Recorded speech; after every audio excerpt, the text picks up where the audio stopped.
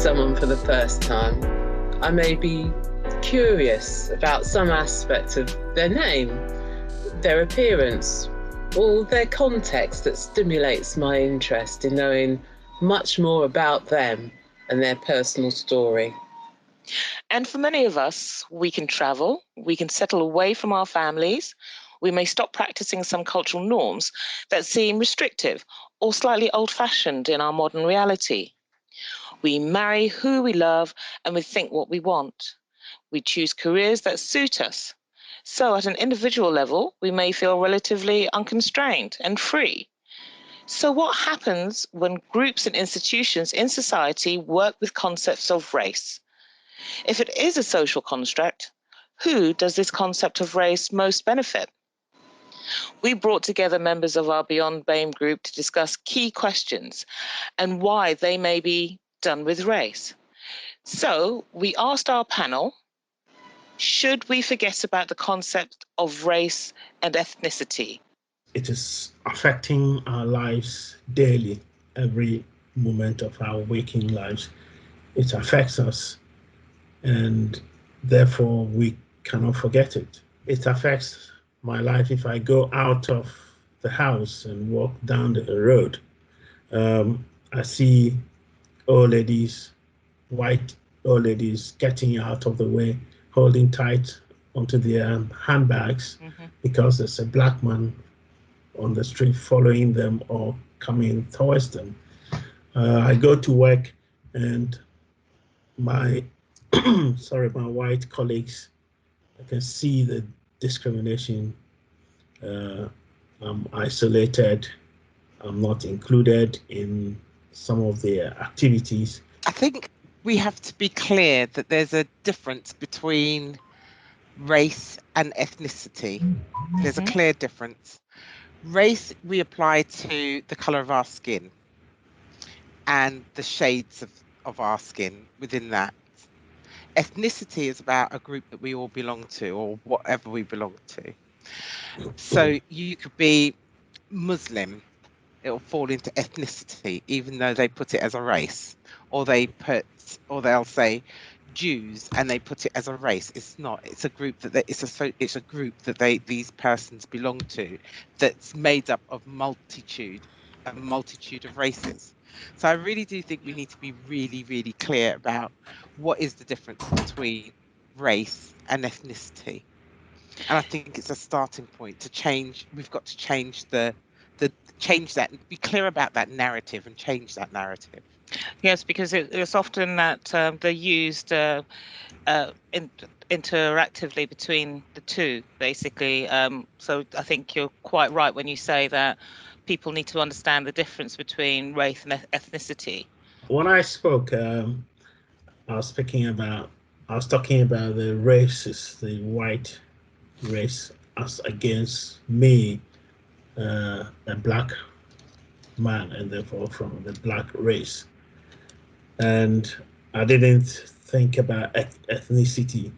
If it's ethnicity, then it would be a different issue altogether. But I thought the question was about the races and issues that we as black people face in the country, which is a dominant white race country.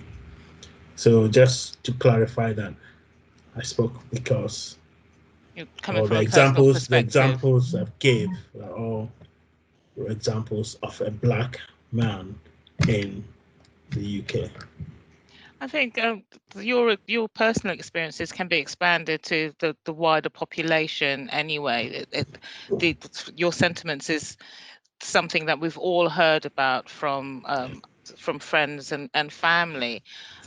So I still think your points were valid. Sorry, Fiona, were you going to say something? From a race point of view, I actually identify, this is my identification. I am black, I am British, I'm of Caribbean descent, which is my ethnicity, and I'm a Christian, which is also my ethnicity. So what is important to me is, what do you see when you look at me?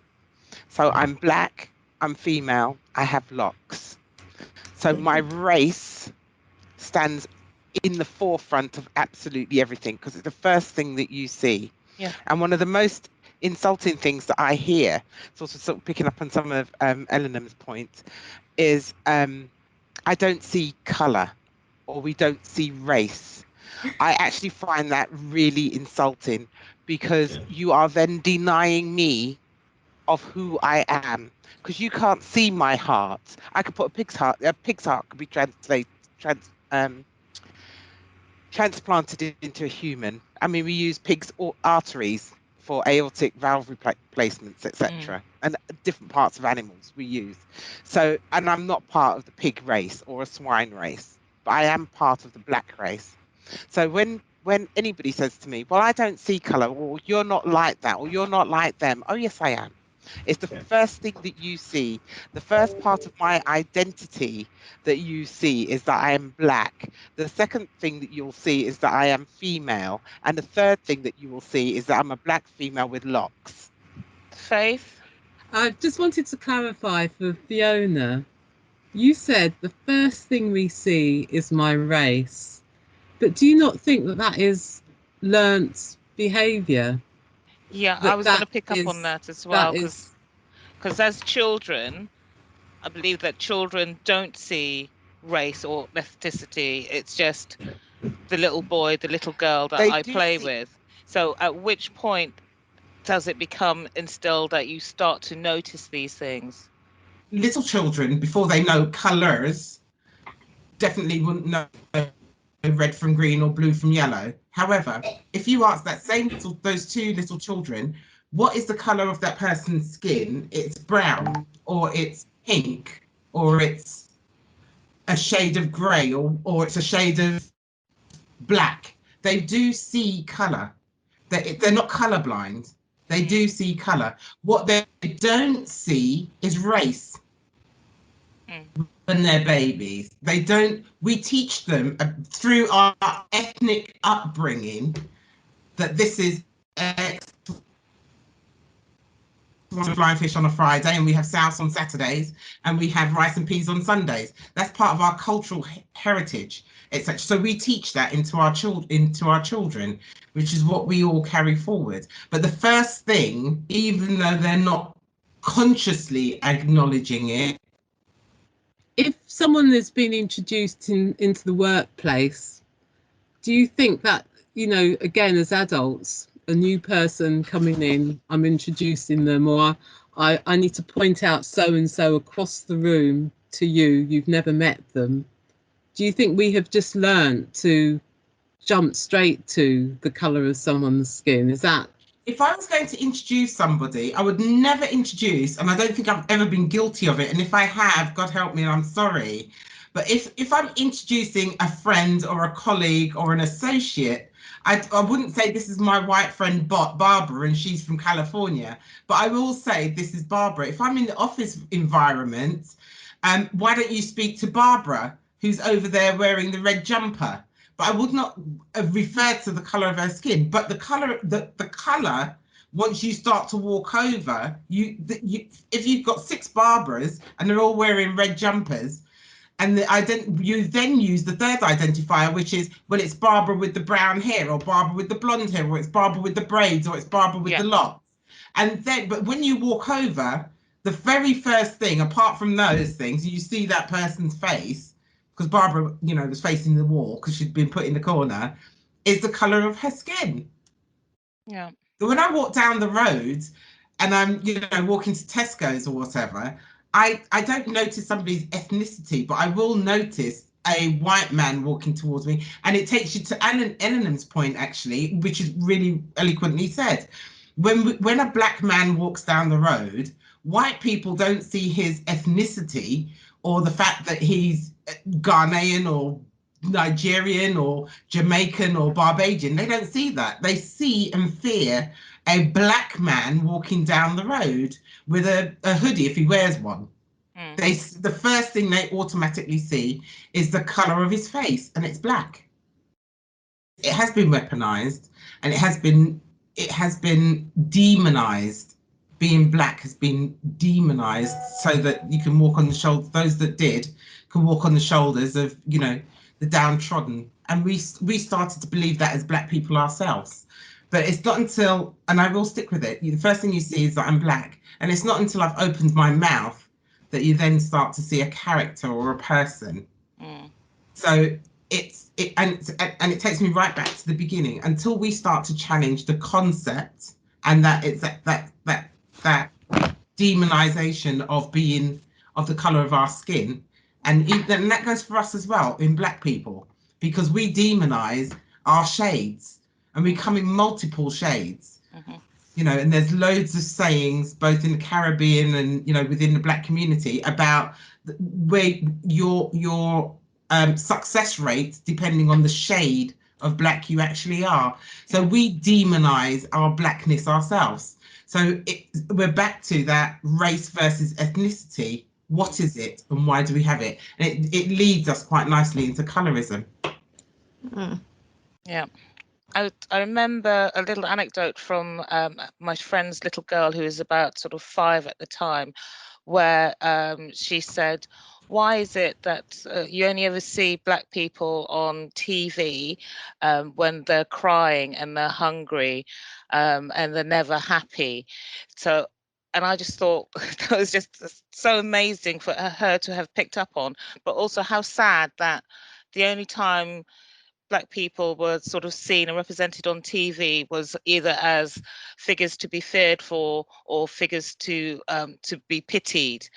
And again, do you feel that our representation in the mainstream media is changing for the better? Is it the same? Is it the worse? Or has it got worse? I think it's changing and changing slowly, and for a number of reasons. One, we are getting better representation, and we are becoming more and more involved in colorless roles. So it doesn't, where a role is written, it really doesn't matter whether you're Black, white, green or yellow, and being slotted into those. So you're seeing a lot more, take Bridgerton, for example. You know, you're seeing a lot more black faces and Black and brown faces on the TV in more positive roles. However, what I will say is some of this is not the media. Some of it is the roles we are accepting as Black and brown people, and having the strength to say, no, I'm not going to play a part of a gangster. I don't want to be a drug dealer. You're not putting me in prison. I'm not going to be the bad cop that turns out to kill my partner. I'm not going to play the part of the rapist. You're not going to demonize my character. And until we start to get stronger and have faith in our talents and believe in ourselves, we will be able to turn those roles down and say, no, I'm not taking that role. How many Italians do you see playing in the mafia? How many Irish people do you see playing the Irish mafia? They get Canadians to play these parts now and all sorts of things, and they've just changed them. So we too, when I say we talk about demonizing ourselves, we play into the narrative. Hence, we need to change that narrative and have the strength of character to say, no, I'm not that desperate for money, thank you, darling. I don't need to play these roles. Give me something sensible, even if it's colorless. It's a role and it has nothing to do with race. I take exception to waiting, because I think we've felt perhaps powerless and not enough agency, but I 100%, we've got to get that creativity just moving and pushing through, creating our own narratives, creating our own stories, everything. Absolutely. Having the belief in yourself and your children to aim high, because I'm sure that you could count on 2 hands the number of sort of stockbrokers there are in the city who are non-white, even nowadays. I mean, back in the day, none, I'm sure. So just a quick one on that. I know, Ellen, you're waiting. It was just to say, I think we do aim high. I think there's something about the self-belief. I really do. I think it's not a lack of ambition. I think it's a self-belief that puts a bit of a stop on it. We've got to crack that, and I think that's we've got young Black children. We talk about young Black males, and I'm going right back to where Ellen started. When they walk down the road, what are they seeing? They're seeing a gang in quotation marks of black males. What they don't see Not a is group. that they don't see a group of black Not males. a They see a gang, you know, and what are they? They're all no good and, you know, weed smoking layabouts, but they're not. When my son, my youngest son, walks in with his friends, okay, they all have their masters, they all have their PhDs. My son's not 25 yet.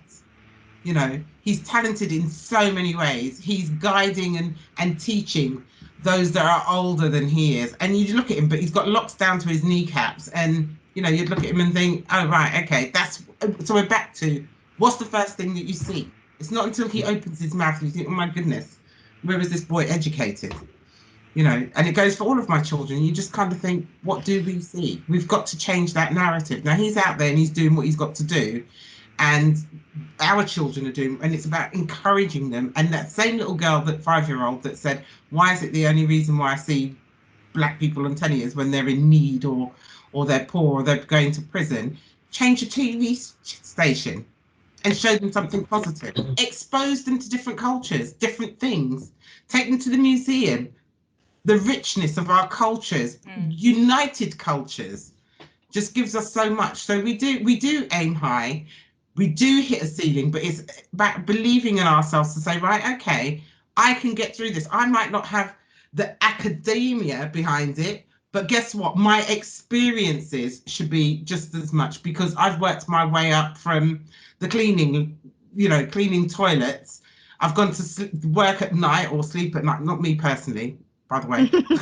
But, you know, there are people who have worked their way up through experience, through work experience, and promoted, and then they get to a point where they go, no, I'm being knocked back. Nobody knocks you back, you hold yourself back. If you can't get somewhere in the role that you're in or the organization that you're in, go somewhere that you can, or start something on your own and believe in yourself and do it that way. But we've got to find the ways around it and stop being the victim and stop being victimized and stop being demonized. We've gotten to a point of acceptability, and then we find excuses and we say, you know, we blame it on everybody else. But what we should be doing is looking a little bit more inwardly and saying, yeah, okay, we know what the status quo is. Let's do something about it. Change the narrative. Now, just want to give my support to all the points that have been raised. It's always said that it's the conqueror who writes the history, and that is what is happening. And it's about time, or it is already taking place, that the narrative is changing. You no longer see African children hungry, and with the charities raising funds. It's always about poor Africans in villages, dirty, smelly, and with the white